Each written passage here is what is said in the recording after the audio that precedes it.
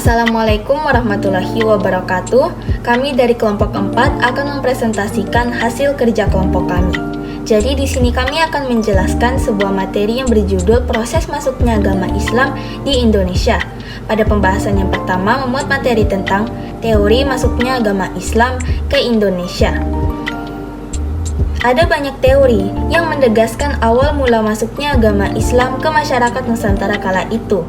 Teori-teori ini diperkuat oleh sejumlah bukti yang mendukung adanya jejak sekaligus proses masuknya agama Islam ke tanah air. Yang pertama, ada teori Arab atau Mekah.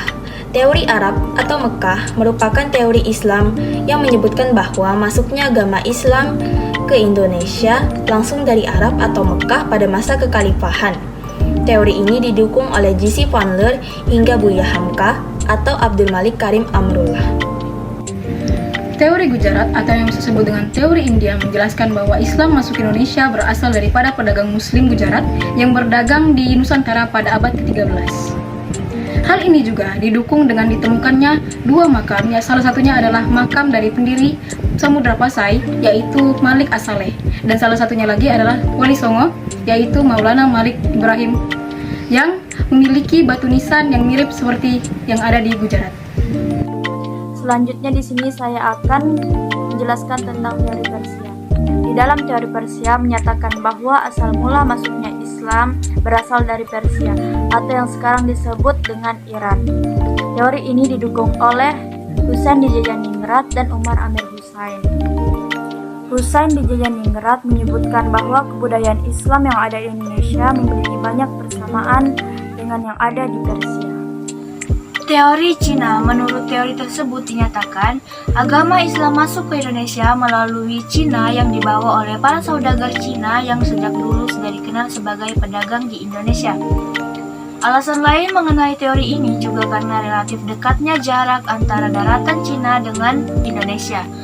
Islam masuk ke Indonesia pada masa dinasti Tang pada 618 hingga 905 Masehi. Islam masuk ke Cina dibawa oleh salah satu panglima Muslim dari Madinah, yaitu Sa'ad bin Waqqas pada masa kekhalifahan Utsman bin Affan. Adapun jalur masuknya Islam ke Indonesia dibagi menjadi dua jalur, yaitu jalur utara dan jalur selatan. Di dalam jalur utara terdapat 5 wilayah, yaitu Damaskus, Baghdad, Gujarat, Sri Lanka, dan Indonesia.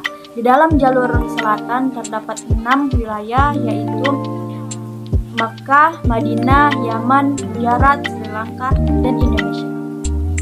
Pada pembahasan yang ketiga, membahas tentang strategi penyebaran Islam di Indonesia.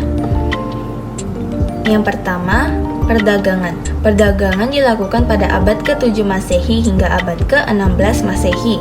Yang kedua, pendidikan. Penyebaran agama Islam melalui pendidikan, yakni dengan mendirikan pondok pesantren. Yang ketiga, ada kesenian. Melalui kesenian, yakni seni bangunan, seni pahat atau ukir, seni tari, seni musik, dan seni sastra. Yang keempat, perkawinan. Perkawinan yakni antara pedagang atau saudagar Muslim yang menikah dengan wanita pribumi.